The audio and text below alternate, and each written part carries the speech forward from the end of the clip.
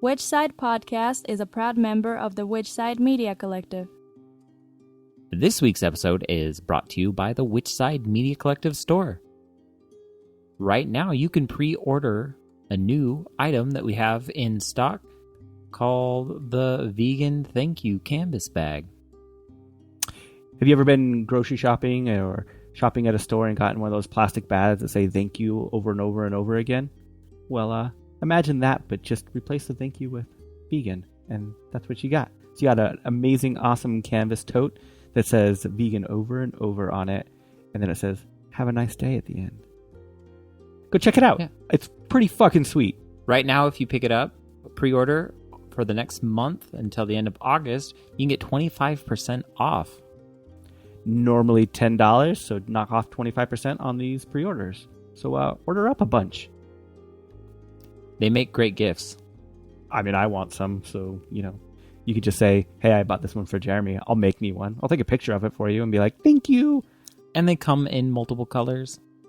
I prefer the red, but that's just me because it's the classic. But you also got green and black if you need them. That's right. All the colors of the anarchies that I care about. So go check them out, whichsidecollective.org, and go get your pre-order in.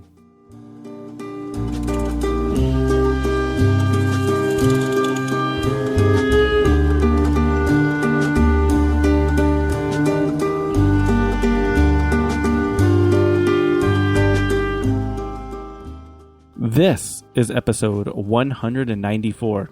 Yeah, we talk with Jason Hribal. This was really interesting. We started out talking about, including animals in the working class, which is in of itself an amazing conversation. Interesting. And talked about like the resistance of animals that they have in captivity and being used. And then we got into the history of capitalism, which is kind of amazing. He's an economic historian, so it was kind of hit every one of our wheelhouses. It was fucking fantastic. So stick around for that. Hey, Jordan, what news and events do you have? On July 13th, in Italy, dogs were rescued from a puppy mill and their cages were destroyed. In France, on July 25th, another 4 hunting towers were destroyed. All right. Shit's been going down. Love hearing hunting towers get destroyed. For the slingshot this week, on July 28th in 1915, that's 101 years ago, just over 101 years ago, 10,000 blacks marched on Fifth Avenue protesting lynching. Isn't that just fucking ridiculous? It wasn't even that long ago. These little tidbits of history. I pull out the Slingshot Personal Organizer. Go get your shit organized and get one. You can get one at a local info shop or an online info shop like AK Press.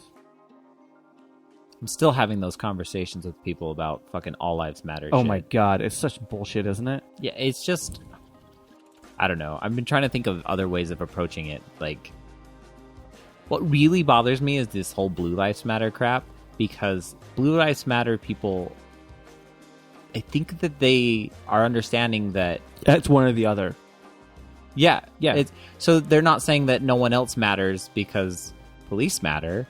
So how are you not understanding the fucking movement of Black Lives Matter? It's so true, right? Yeah. It makes no sense. Fucking hell. Yep. Anywho, it's just a fresh wound right now. I sincerely hope you enjoy this episode. Which side are you on? Which side are you on? Which side are you on? Which side? Which side are you on? Which side are you on? Which side are you on? Which side are you on? Which side are you on?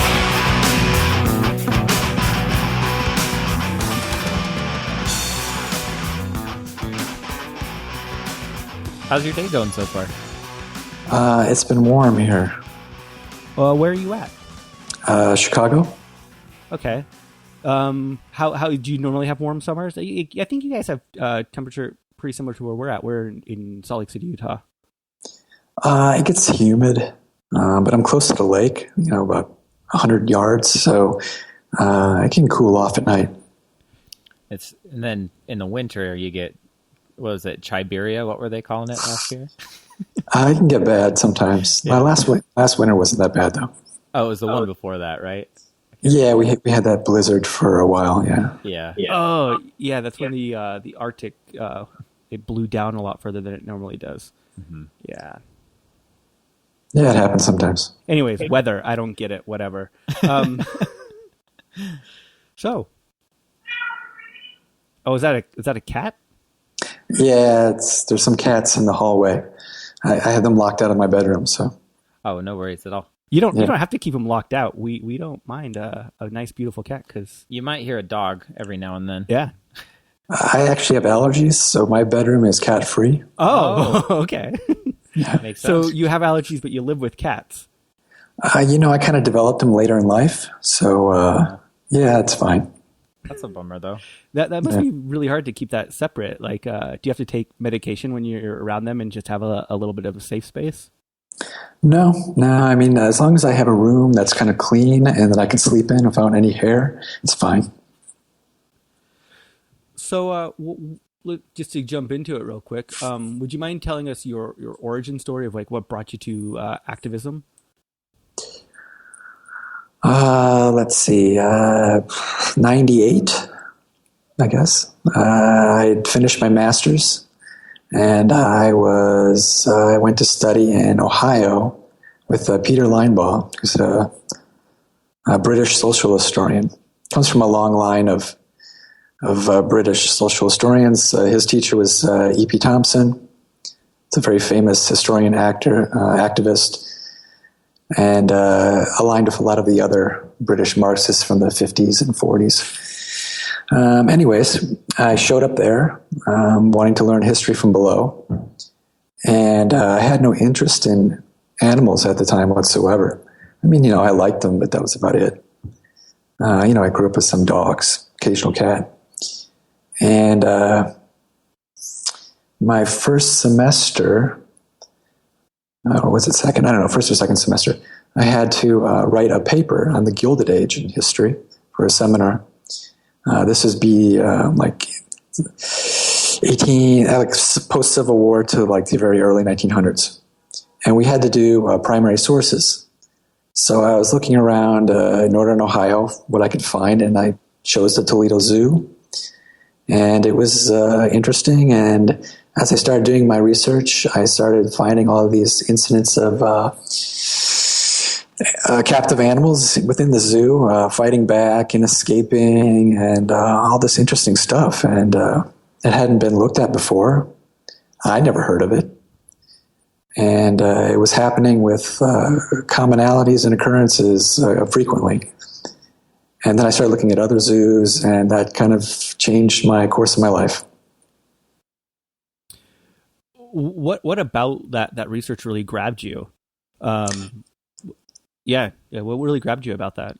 Just the resistance. I didn't know that there was that much going on. I mean, you occasionally hear of an escape from a zoo, but when I started doing the research, I was like, wow, this is a lot, and it was happening with frequency and with patterns. So I started working on that. Yeah, just from my brief understanding, like you hear about the occasional elephant like running down the street or something like that, but I would assume it's something that the institutions would want to really keep undercover, kind of hidden, right? Yeah, I don't know if they so much keep it hidden as it's just not generally reported on unless it's something more major. I mean, since that point, which would have been 98, I have been keeping files on this, which became the book in 2010. But I still keep files. Whenever I see something that happened around the world about escapes or attacks or anything that's interesting of that sort, and occasionally, it blows up, as far as the media is concerned. But for the most part now, it just kind of goes unnoticed. Do you think that the actual employees at the zoo or the zookeepers themselves or the trainers, whatever that it might be, recognize that this is like the free will of these animals to try to do something, or they just kind of equate it to what they call like primal instinct? It depends. I think a lot of them do recognize that it's resistance. I've gotten emails from zookeepers that have read my work, and they're like, oh, yeah, sure. They don't have any disagreements with me. Sometimes they fill me in on pieces of information that I might have missed about a particular like gorilla escaping from the Dallas Zoo. Like, oh, you were out of order in your evidence, which, fine, sure, happens. But other than that, they don't like dismiss it, They're like, yeah. And if you talk to them behind the scenes, and I've talked to them to a few, they're like, oh yeah, this stuff happens all the time. Do they just view it as acceptable? Like it's acceptable to completely take these animals and do with what we please instead of what is best suited for them? I think a lot of what they see is that they have kind of a separate definition of loving other animals than we do. I don't know if we have the same thing, but anyways, for them it's more conservation, that sort of thing. So they think they're doing good by showing animals to the general public, and that in turn will cause the public to help these creatures wherever they may be. Is there any real validity behind that claim? No. It's actually pretty much the opposite. From most of the studies that I've seen that aren't garbage, they mainly teach utilitarian values and negative instincts towards other animals. And what about the claims of like the captive breeding programs, stuff like, or not captive breeding? What would you call it? Like canned hunt breeding programs? Oh, canned hunt breeding. Not canned hunt, but just breeding the harder to breed animals within the zoo and being a conservationist in that aspect. To quote unquote reintroduce kind of idea. In some instances it may work, but I think there's probably better ways to do it. Mm-hmm. There's a huge black market that almost all zoos participate in when they have surplus animals, and it's something that's rarely talked about. There's been a few books written on it. Mm-hmm. And if they're participating in these programs, these black markets, then obviously they're failing miserably. So how did you go from researching the zoo into your further activism?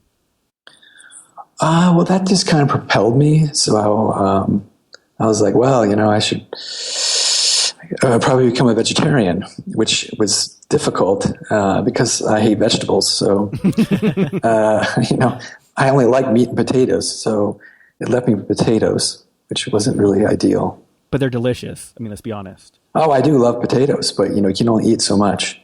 And I've been stuck in places. And since, for instance, I was in Ireland for an entire week where I couldn't find anything but pub food, because a lot of little towns, that's all there is.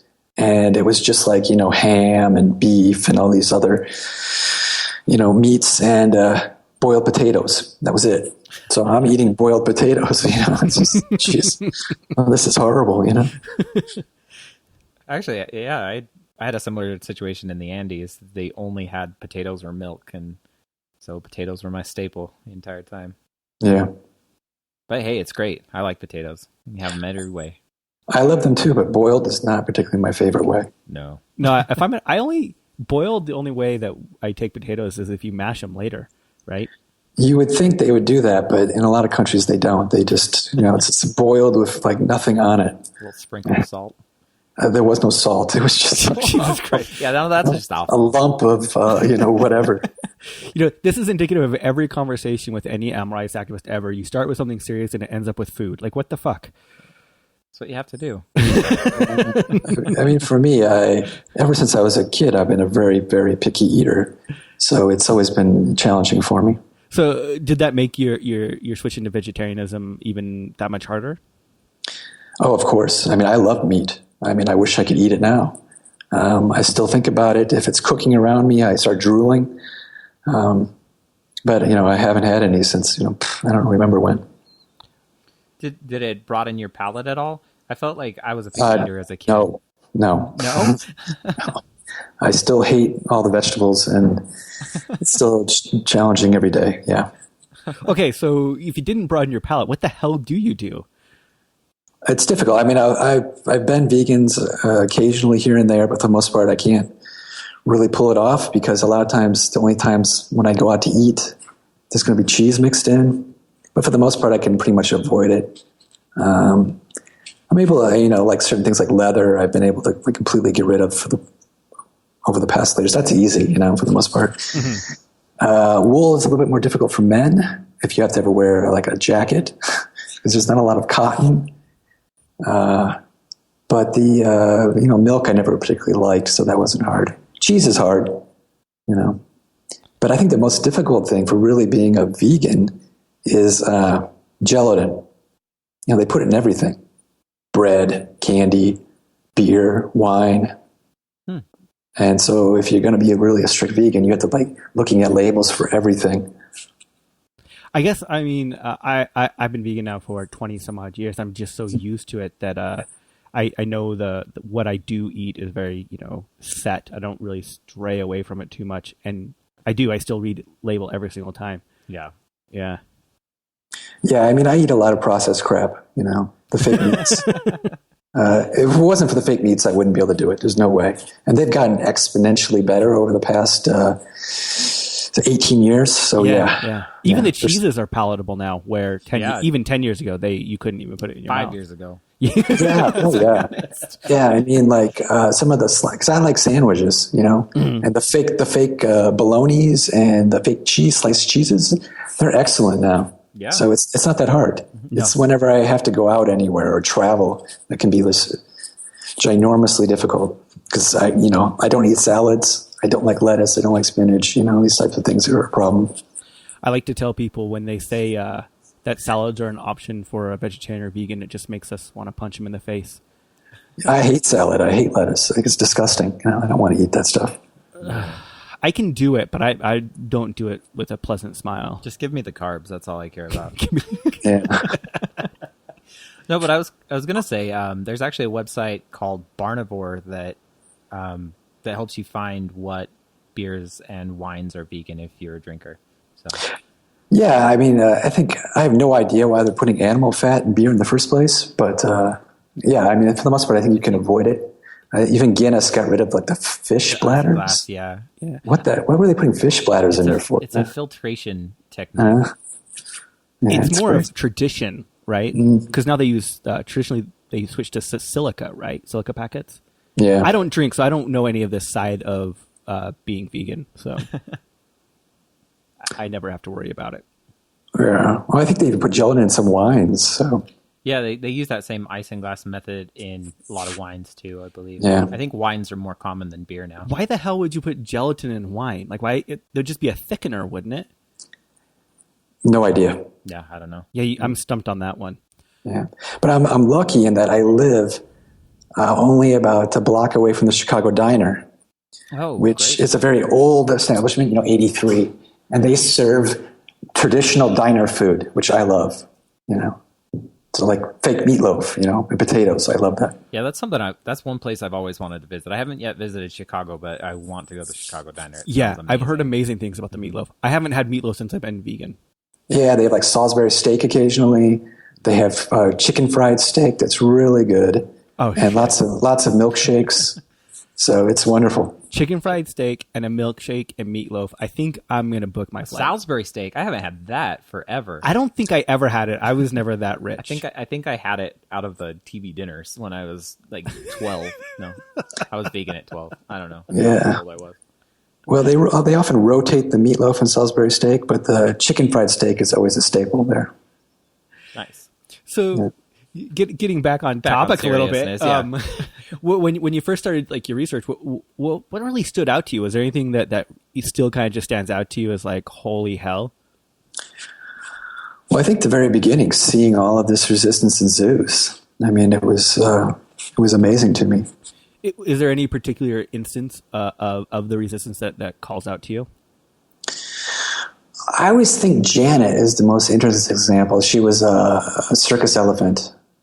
And in Florida, I think it was 91. I could be wrong. I don't know. It's been a while. When she's running through the fairgrounds and all the keepers are chasing after her, and she beats up some keepers, and then she picks up an Angus, or the bullhook, with her trunk, and she beats it against a trailer, and then throws it down and takes off running again. I don't know why animal rights doesn't use that imagery more. To me, it's perfect, but they don't. And there's actual footage of this? No, but just the mental imagery of it. It's amazing. Picking up the weapon that you're abused with and then banging the crap out of it, and then throwing it down and running away again. Is that something that's common with elephants in resistance? Is because I know a lot of animals when they display their resistance, it's very deliberate and almost very common behavior across different species. Is that right? It can be, yeah. I mean, like the gorilla that was shot recently. Yeah. Where was that? What state? Can't remember. Dallas, maybe?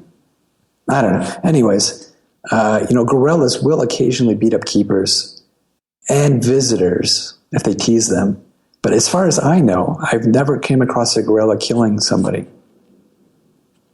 Really? As opposed to chimpanzees, which will rip your face off and chew off your groin. Orangutans and gorillas are pretty gentle. I mean, they'll beat the crap out of a keeper occasionally, but I don't think they've killed anybody. So the shooting was completely unnecessary. And I found Jane Goodall saying that it was required, a complete bull. She should have known better than saying that. Yeah, because that feels like it justifies, because she's a pretty well-known figure. So she should have known better.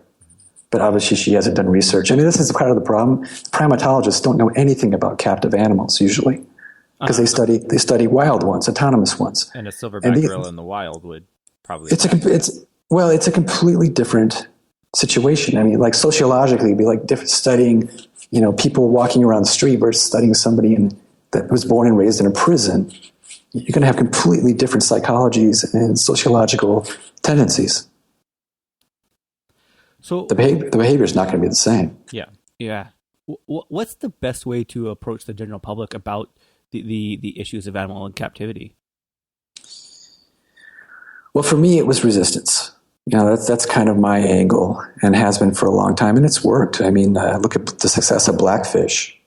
I mean, that took a lot of my research, and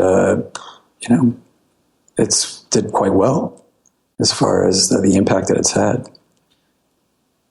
Do you feel that the path that SeaWorld is taking is going to be the correct path, or do you think that we need to continue to push? Because they stopped their breeding program, which pretty much will kill the program after so many years, right? Well, if any corporation, they're not going to do good unless you make them do good. Well, I'll give you an example. In the 1920s, we're pretty sure there was a society called the Jack London Society. Jack London, right? Call of the Wild and all that. Mm-hmm. Well, he was a firm animal rights supporter. And he had this huge animal rights organization called the Jack London Society. We don't know the actual membership because a lot of the records don't exist, nor has there been ever research done into it. But we know that it had tens of thousands of members, probably more, hundreds of thousands maybe. And we think that they were able to stop Ringling Brothers from having animal acts in the late 20s. But as soon as they got their opportunity, they brought it back again. Okay, how come I've never heard of this? That's because there's never been any research done into it. Huh. Yeah. I mean, it would be a good dissertation topic. It'd take a lot of digging. Who knows if any records of this exist. I've never bothered because I've got my own, track, and I've got a million other things to do as far as research goes. Yeah. But I've talked about it to people, like, why don't you do this? And they're like, I don't know. That seems just crazy to me. Yeah. I mean, 20s, that's almost 100 years ago. Is there any place to do cursory research that talks about it just a little bit?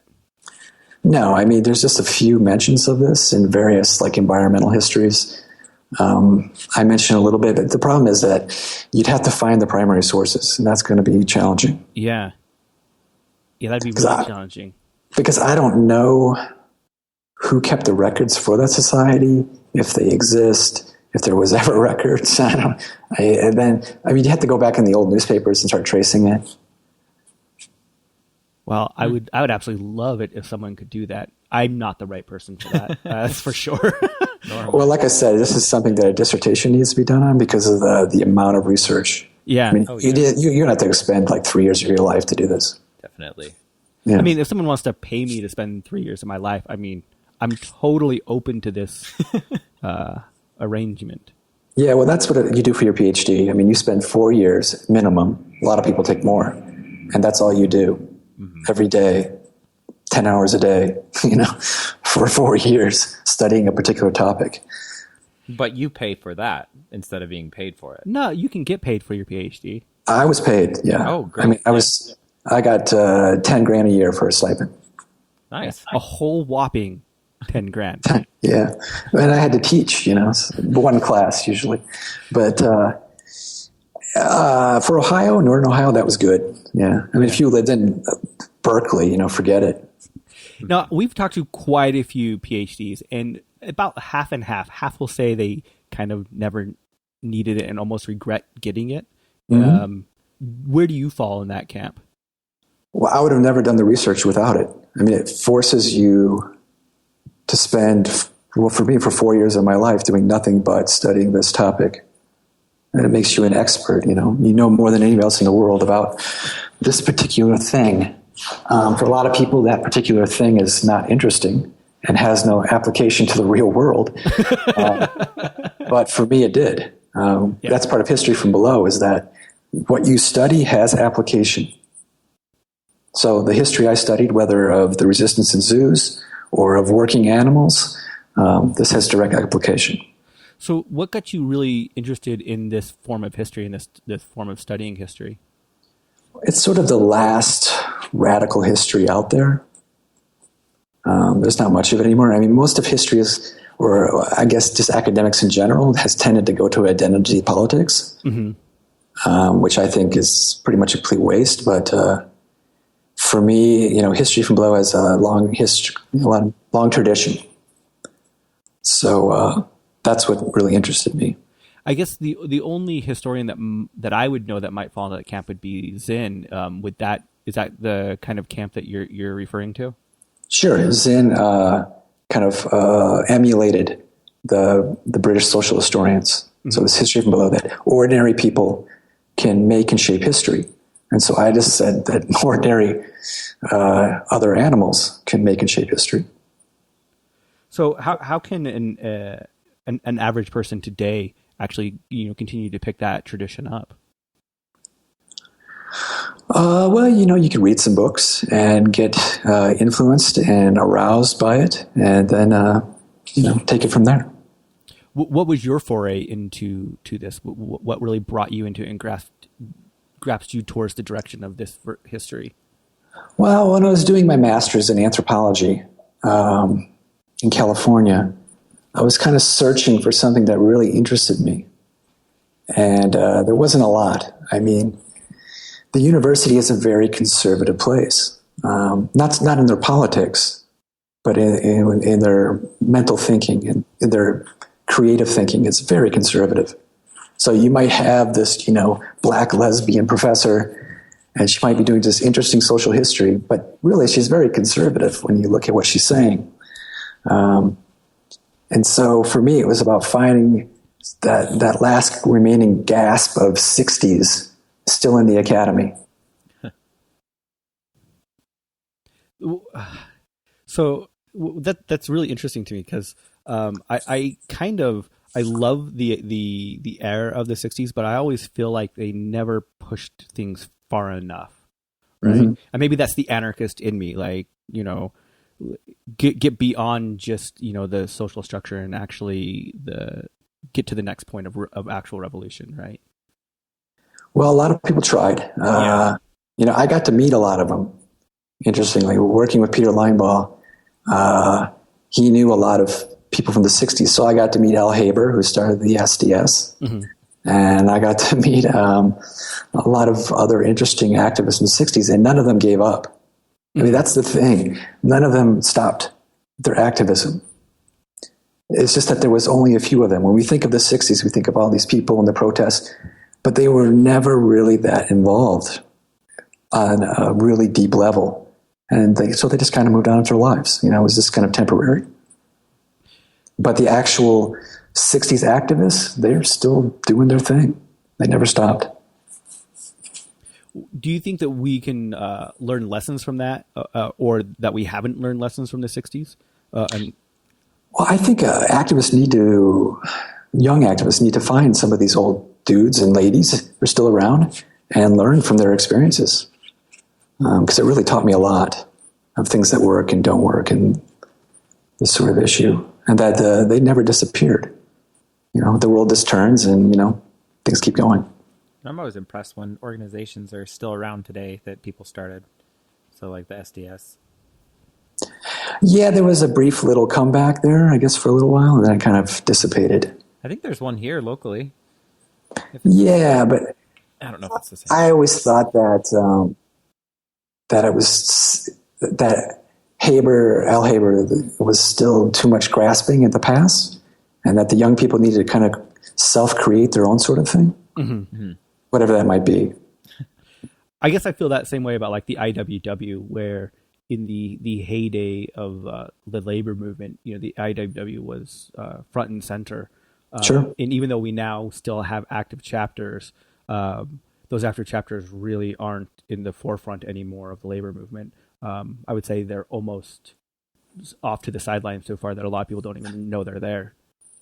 Yeah, I mean, I think if you were organizing labor today, you have to go with the service industry, and that's a whole different animal. Yeah. Speaking of animals and service industry and labor, so you consider animals a part of the working class, is that correct? Yes. You want to kind of elaborate on that a little bit? Sure. So, all right. So I write this paper on animals in zoos.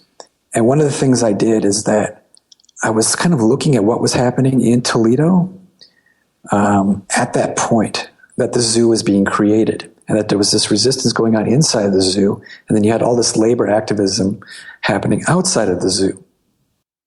And I started kind of linking that.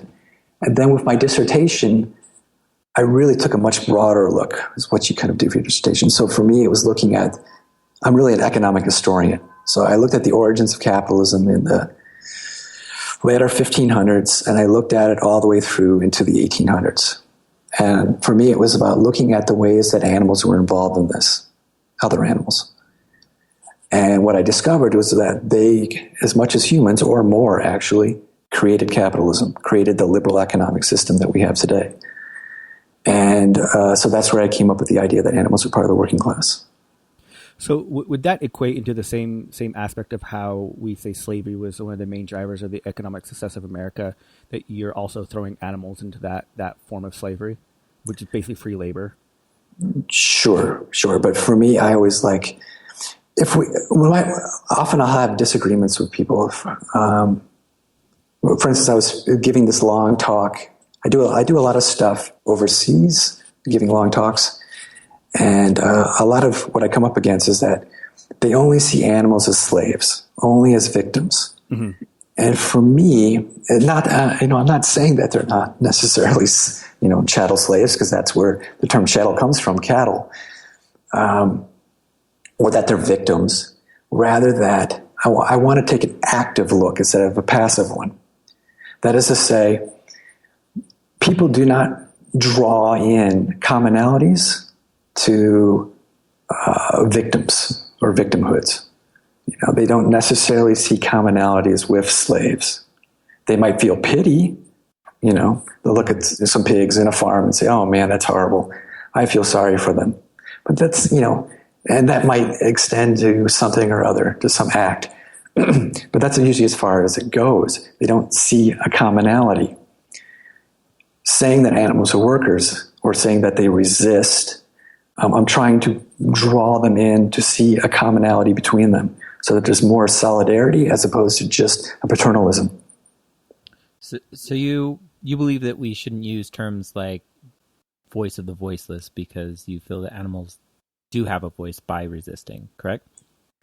You can, I don't care. It doesn't bother me if you want to call animals slaves. But for me, I think we also have to have alternative paths, right? Jainism, right, the ancient religion, always taught that you should approach every problem with 7 different ways.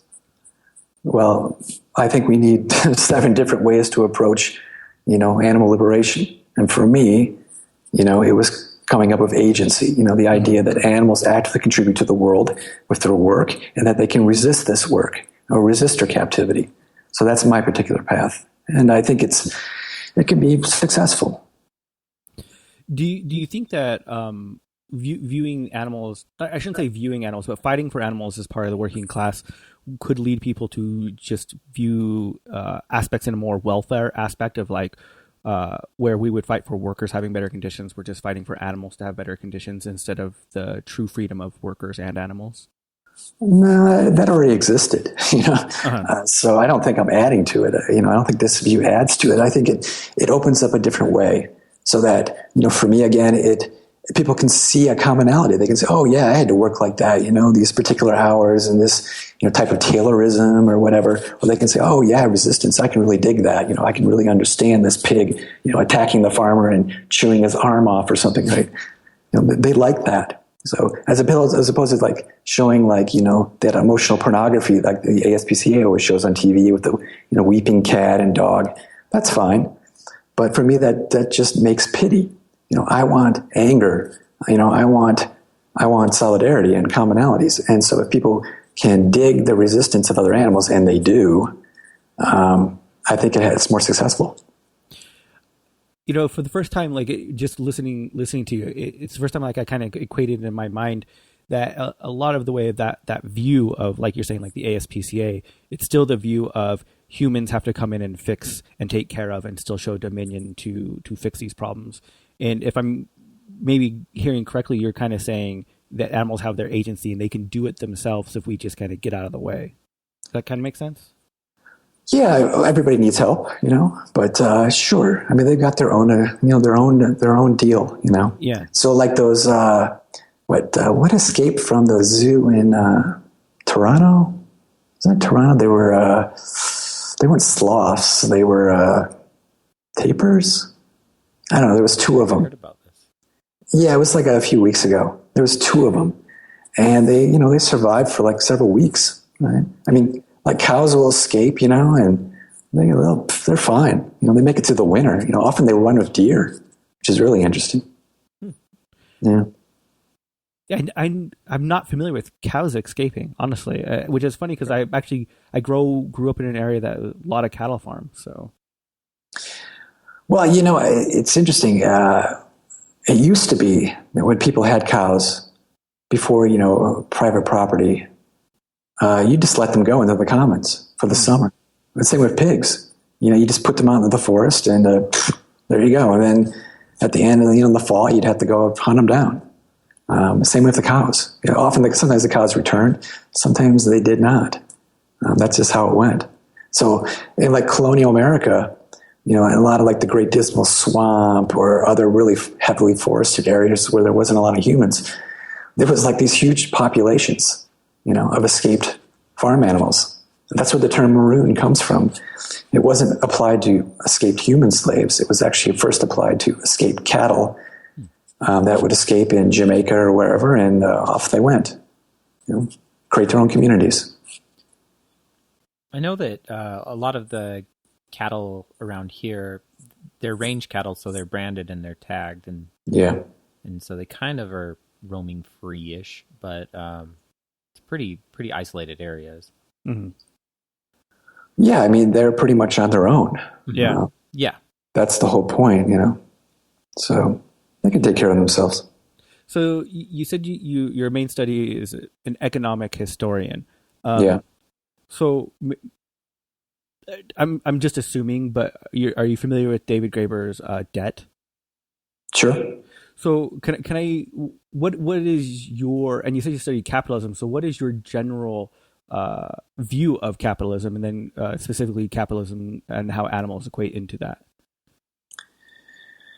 Well, liberalism, which is like the technical name for capitalism, it's a radical economic system. It's always one of my pet peeves that people call themselves economically conservative when they're not.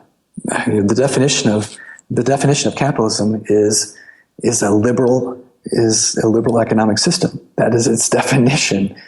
A very, very liberal system, actually. It's essentially a runaway train. So I'm a conservative. I'm opposed to it. So yeah, well, that aside, I don't like it. I mean, what am I going to say? I mean, it's based off of private property, right? So it enclosed the commons to force people to have no choice but to pay rent and take wage labor jobs. That's how the ruling class of this period, make their money. And I've always been on the side where if we abolish capitalism, then it pretty much fixes the problem of animal rights. I wouldn't say completely, but I mean, you're taking away that property value. You're placing animals in that property, giving them.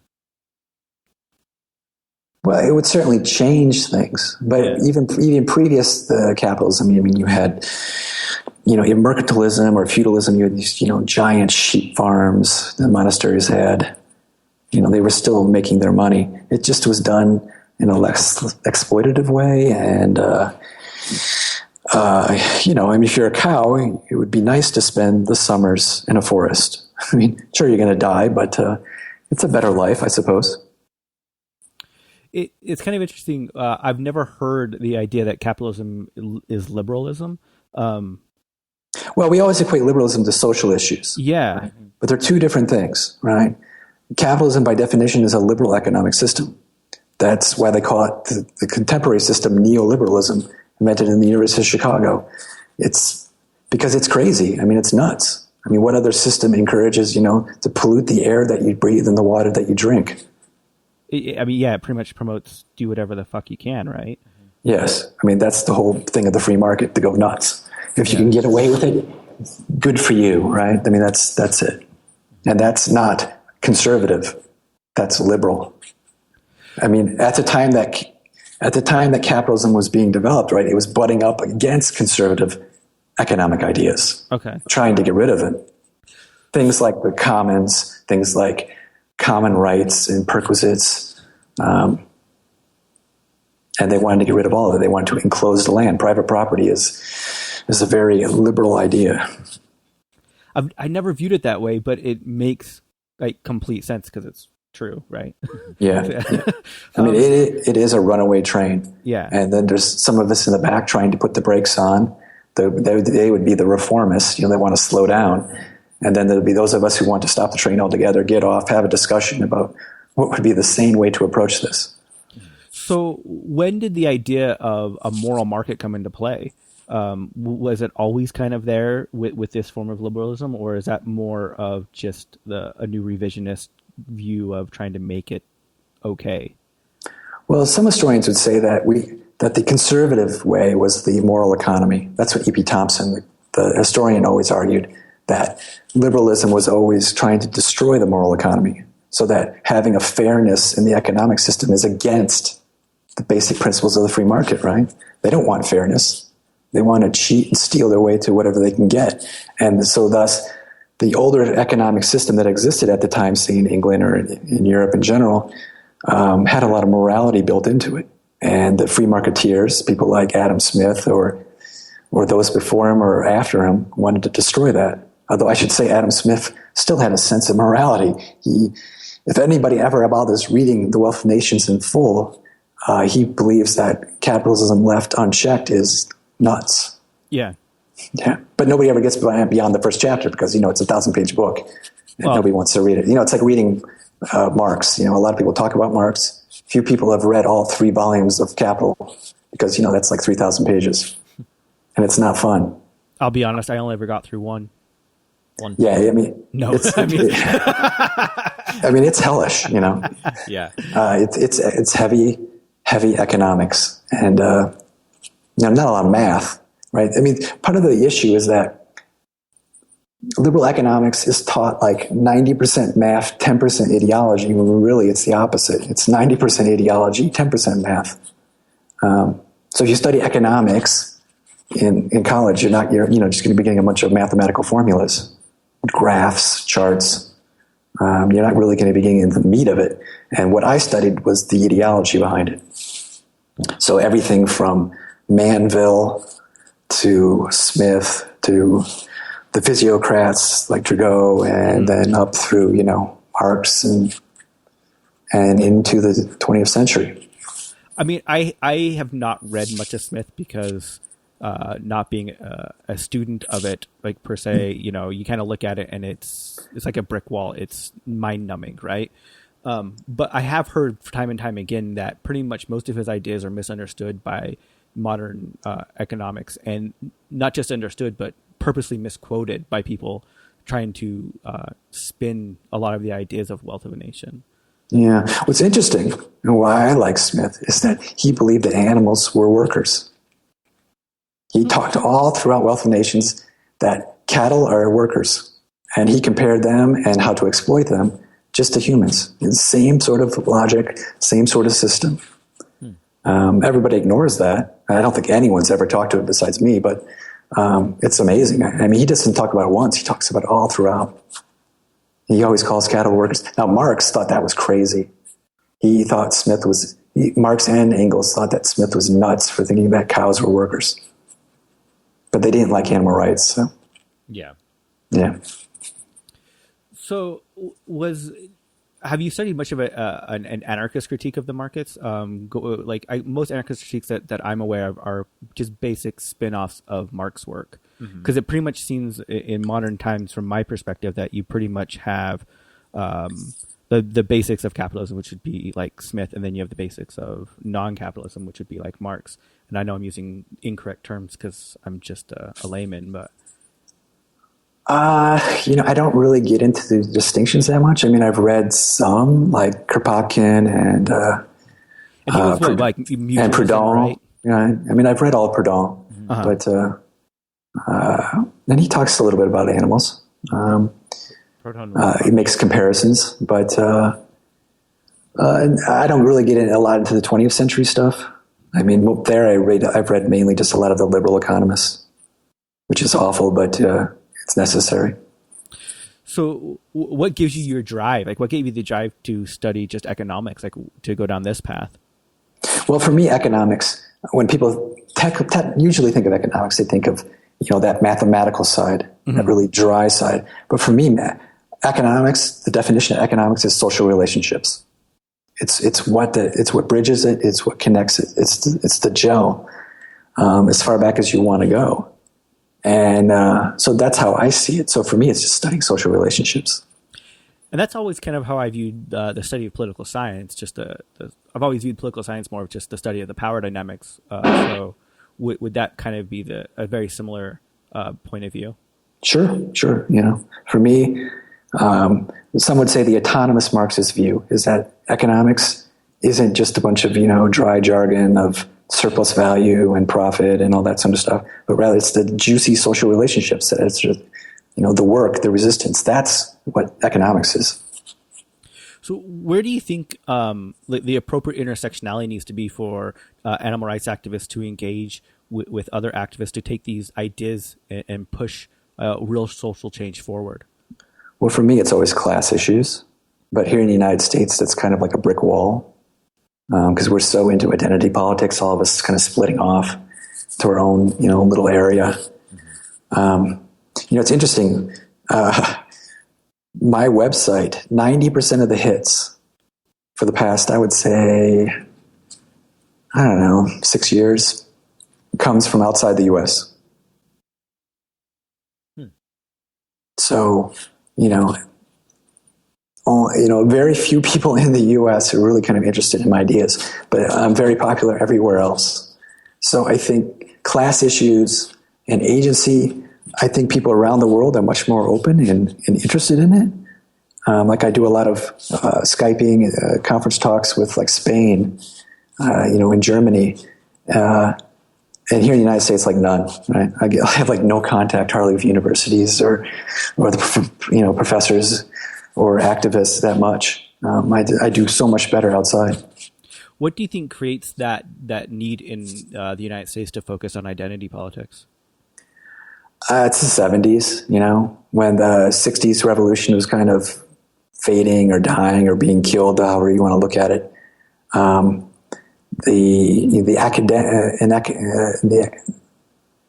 academy, right, the university and colleges the next generation kind of went into hiding, so they kind of went into their little area of their own identity, and then it became very postmodern, right? I don't know if you ever tried to read postmodernism, but it's just like awful, right?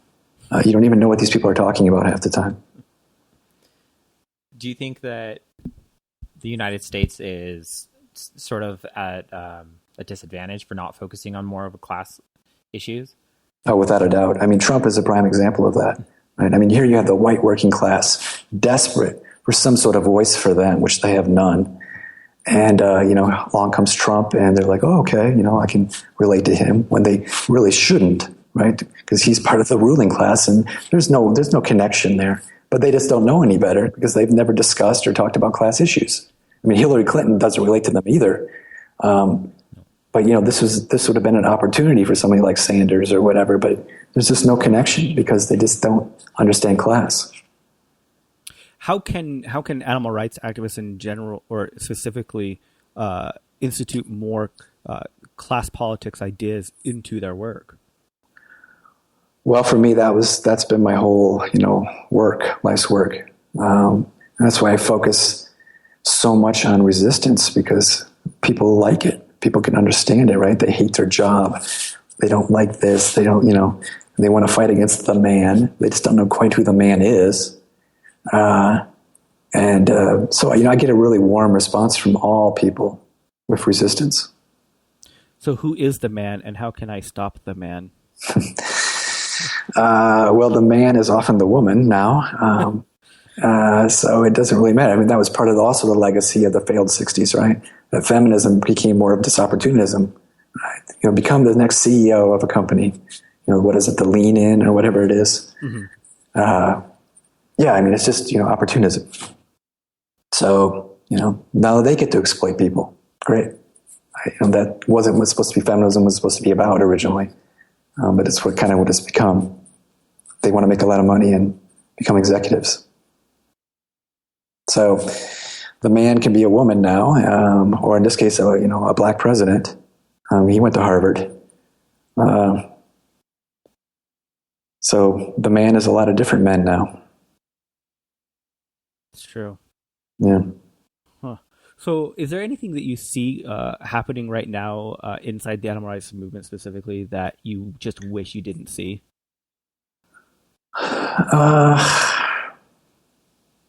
I think a lot of the intersectionality discussions are kind of not going in the direction that they should be, because there's nothing about class, right? They just kind of want to splinter off into their own particular thing, whether it's gender or race or ethnicity. And they call it intersectionality, but it seems to me that they're more about drawing the focus away from animals and onto their own particular, plight or issues, as opposed to making it all into like one more collective thing. So how do we take that discussion and maintain like the cultural awareness or the idea that someone's culture is important to them, and move that into the larger class instead of not just homogenizing everyone and say you have to be the same? Well, I think this class in general has to be talked about. I just never see it really talked about. And then that would be a good starting point. And then from there you can go into different directions. But, there has to be something about class in there. And it's just, I almost never see it. Do you feel like the Occupy movement was headed in the right direction? From what I saw, yeah. But, it didn't last that long. It takes a lot of that's where the old 60 girls could have come in handy, because a lot of them, wanted to have more of a dialogue. And I think they were kind of shut out because they were just considered to be old. Because, movements require a lot of energy. And we haven't really had a sustained one since the anti-nuclear movement in the early 80s. I mean, that was really the last big one. Yeah. Do you think the current movement, like the current Black Lives Matter movement, could help be that segue into the larger discussion? I'm going to have to say no. Much of what I've seen, I think they're too much of kind of a middle-class liberal movement, in that they're really more focused on gaining opportunities for themselves, really, more than larger systemic change. Would you mind like expanding on that for me a little bit? Well, I live in Chicago, and we have like 20 shootings a day, and there has to be some solutions because these are neighborhoods that are almost exclusively African American, and there needs to be social movements created there. And mainly, what's being created there is kind of church organizations, but there's hardly any social movements. They just don't really want to deal with poor Black people. And historically, the civil rights movement was pretty much forefronted by church organizations, wasn't it? Yes, but a lot of the church groups here, they're more about pray-ins, and I don't know if that's going to work. It hasn't worked. So, I mean, there's not a lot of support from the city, so there really has to be a large-scale movement within that community to stop that violence, because it's mainly just young people shooting each other. I mean, in poor white areas, it's drugs, right? They're killing each other with heroin or whatever the derivative is now. And in urban areas, they're shooting each other. You know, what's crazy to me from my viewpoint of things is that when there's a Black drug problem, it's a criminal issue. When it's a white drug problem, it's a healthcare issue. And so we view, you know, like gun violence and violence on black violence as a criminal issue. But, you know, like when is it going to be, you know, not a black-white issue? You know, when is it going to be viewed as an issue that society needs to fix because we've been holding down people for so long? It almost feels like the class issue almost can't be talked about because they specifically people of color or Black individuals have never been involved in what we would consider like the middle class in a larger context. Well, I think if you're poor and white, you're screwed, right? If you have a drug problem, they're not helping them, right? This is mainly like when the heroin goes into the North Shore of Chicago, then, you know, it becomes legalized. But if you're in a rural part of Illinois, which is mainly all of it, and it's mainly all white, and you're not getting any help. So I think the class line is pretty sharp within the drug issues. Because there's no clinics where I'm from in Northwest Illinois. There's no like, we'll help you out with your heroin problem. I mean, there's none of that. Doesn't exist. So, I mean, just so I'm understanding, right, you're not saying that like race issues aren't important, but you're saying focusing on it from a class side will kind of bundle it together. Is that right? Yeah. I'll give you an example. I taught for 2 years. I lived in New York City for 2 years, and I taught in Harlem, the Harlem Children's Zone. And I worked with teenagers after school doing writing workshops and things like that. And we would have lots of discussions that I probably couldn't have at the collegiate level because I talk a lot about class. And, you know, for them, they only saw poverty in their urban world. And I had to explain to them many, many times that I grew up in a rural world where there was just as much as poverty. It's just that everybody was white, right? And that poverty transcends race and ethnicity. It goes everywhere. And it's very difficult for them to see that because in urban situations, which get all of the attention, most of the poor people are Latino or Black or immigrant. While in the rural world, it's mainly either white or Latino. And here in Illinois, it's mainly just white. Do you think that's been like the large cause of the current political situation in the United States, where there's been so much focus on urbanized environments that the larger rural environments are just struggling to fight back and get a voice heard any way they can? Yes. I mean, that's the whole phenomenon of Trump. You have this huge white working class that has been so screwed, right? All the factory jobs are gone. And there's nothing there for them. There's no social movements. There is no leaders. There's no politicians. The Democratic Party used to kind of represent them, but that stopped long ago. So there's nothing for them. And correct me if I'm wrong, but the large amount of Bernie supporters were also those basic working class white as well, right? I think they're mainly just middle class white, right? College students. I I mean, there might be some working class white people in there, but probably not a lot. I could be wrong, but I just didn't really see that. I saw a lot of young people, some older people, but mainly like college age. Do you see any hope in the political future of the United States right now? No. I mean, Obama is a Republican. He's not even a Democrat. I mean, it's funny. I was talking to one of my good friends that I did my doctorate with. He teaches in Japan now. And we were just laughing because Sanders is really no different than Nixon, his policies.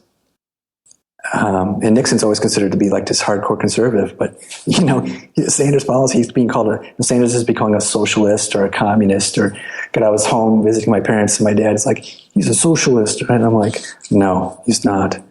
I'm trying to explain to him that his policies are the same as Nixon.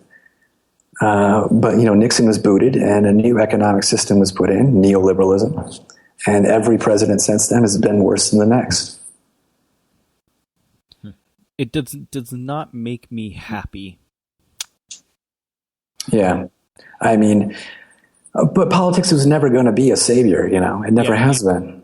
If you look at any moment in history, it's never going to be the politicians that are going to save you. It's going to be yourself.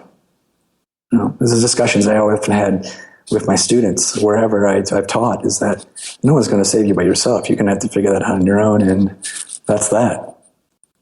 I guess my biggest fear is not the idea of relying on like the government institutions, because being an anarchist, that's not where I think my focus should be, but more on the idea of, in order to see real systemic change, is that I don't see it without a lot of resistance from the current ruling class, which would mean that there's going to be a lot more problems and things get a lot worse, a lot more death per se. And that's not what I'm excited for. I don't want to have to go through that to get to something better. Yeah. I mean, we've had a lot of moments like this throughout history, where there's been these points where everybody thinks the world is falling apart.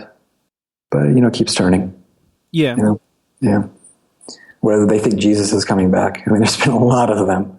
Like the English Revolution in the 1640s, right? There was all these interesting groups, just like this 1960s. There was the dirty hippies, they were called the diggers, right? Return to the land. And then there was the ranters who were running around yelling about stuff, kind of like anarchists. And then there was the levelers who were more like formal, activists. And then there were the people that thought that, Jesus was coming back and, was going to return the earth to some paradise or something. And that was in the 1640s. It just keeps repeating itself, right? Just in new form. Well, history doesn't fully repeat itself, but you get some interesting coincidences. And so the 1640s is just like the 1960s. You got like the same thing going on. Like I'm in the British Library, in London, doing research on my dissertation. I'm looking at all these small books from the 1640s and 50s, and there's this one with a woodcut. It was just their drawing at the time of the cover of a book, and it has these naked people dancing around a pole. It's like straight out of the 60s, right? They're wearing like flowers and stuff.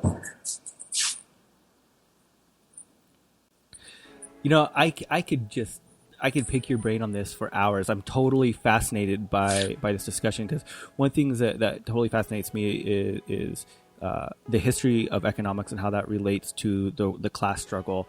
Because I feel from an anarchist perspective, there's not much of a fantastic critique and ways to move forward, and also incorporating from the animal rights aspect of that and including that into the class struggle. But I can't believe we're already at an hour. So. Okay. Yeah. Thank you so much. But how can people get in contact with you? Go to your website, maybe hopefully more U.S. traffic to your website, and see the work that you're doing and get involved. Just go to it. That would be it. Or steal one of my books. That's cool too. This week you heard Black Sounds by Bonobo. Right now you're listening to Yellowbird by Pretty Lights. So Wayne left us this pretty sweet review on iTunes. Said, I would never have guessed I'd be a regular listener to a vegan anarchist podcast. But I'm glad I listened because this is the vegan podcast I've been looking for. Jordan and Jeremy make you feel like you're hanging out and listening to conversations with some of the most interesting and diverse voices in animal and human rights. I've been exposed to new ideas, points of view that I never considered, and many that challenged my own. And that's awesome. Keep up the great work, team. FSD. Thanks, That's awesome. Wayne. Yeah. That's way cool. So, go be like Wayne. Go rate and review us on your favorite iTunes. Not iTunes, your favorite iTunes. Yeah, there's only one iTunes. But your favorite podcast aggregator. So that would be like iTunes, Google Play. We're on iHeartRadio now. Possibly. I think so. YouTube, once we figure it out. Yes, hopefully, right? That should be happening soon. We're pretty much wherever you'd want to listen. And if we're not, let us know. We will do our damnedest to get there. And by damnedest, I mean we'll spend like 5 minutes to figure it out. Yeah. I mean, maybe 10. 15 at the most. Wow. I mean, if I have like pizza in front of me, it takes. Okay. Gotta let it cool down Yeah. before you take that first Totally. bite. Yeah. Let us know because we want to be wherever you want to have us be, pretty much. Except for Snapchat. God, we've had a couple of people ask us to be on Snapchat. I don't know. I feel I'm too old to understand, and I know that I could figure it out. No, but I know I can figure out. I just don't know what I would post. I have the filters down. I just post a picture of my face with a rainbow coming out. I mean, my daily life is fucking boring. Like, purposely so, because I love it boring. I mean, I sip tea. I sit in silence on porches. I have a hard enough time posting photos on my personal Instagram. And the Witch Side Instagram is just, it hasn't been updated for a while. And I apologize about that. So if I'm not working on the podcast, working on my 9-to-5 job, then I'm probably practicing my handwriting. That's pretty much it right now. That's my life. So, yeah. I guess I could make mine interesting. I'm digging an irrigation ditch. I'm putting in sprinkler valves. Here I am at a meeting. But besides Snapchat, we have a bunch of other social media stuff. Yeah, we are pretty much always on Twitter and Facebook. So check us out there. And be our friend. Like us, follow us. Fuck shit, damn. Fuck shit, damn. Witchside Podcast is hosted and produced by Jordan Halliday and Jeremy Parkin of the Witchside Media Collective, with web design by Jordan Halliday and sound design by Jeremy Parkin. Booking by Mari Halliday. Theme music by Commandantes. Go to witchsidecollective.org to check out the other shows in the collective. As always, fuck shit damn.